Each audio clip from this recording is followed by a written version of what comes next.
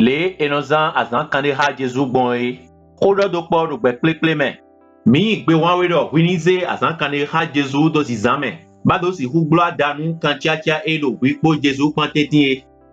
Me pe Jesu le si humo huzu de ya. Ene on si hudio ni no me po si zanto ele ko do pe to le tetin. Wi po me vive to ele ko do pe si so me ba do si soni ha Jesu do kondo po me. Azan le do ko no zonda lonu beno sudo kan chia meton po Jesu po me. Wenwe e maha mele vole boni tame ko eko do bezan ko debizo Jesu ton po we chenu kon hode bo bio Jesu do ni hun me anaglo le khlewe ene ogudo yilo me e hun khlewe le esuku yin honton vivere azo honton sohade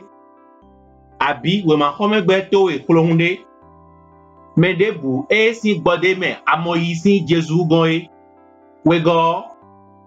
miso hota rokporo azan kande ha Jesu me lobo ba kile rokpo mi de wenu rokpo boba seklete eyon me binukume rokpo bonu minu moten bado ple kwan ko mi de le bon alokanji bon Skype ji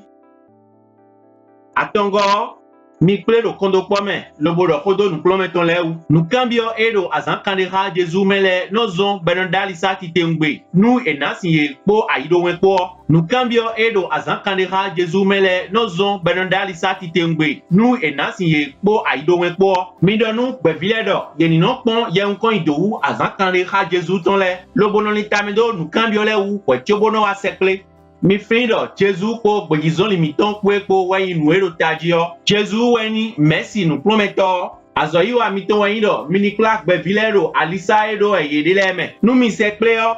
jenu kon mi hokan kondokpo po gbigbo dokpo yin ton po do mi de tetin minu do cleomeon me do ko ni ma nu e jero gbezanton me besi aisomo e mi sekle gudo ton e ene gudo mina ko ye nu ye nde kunu dio ero titin ero kanchacha ye ton po Jesu po me on le ton we go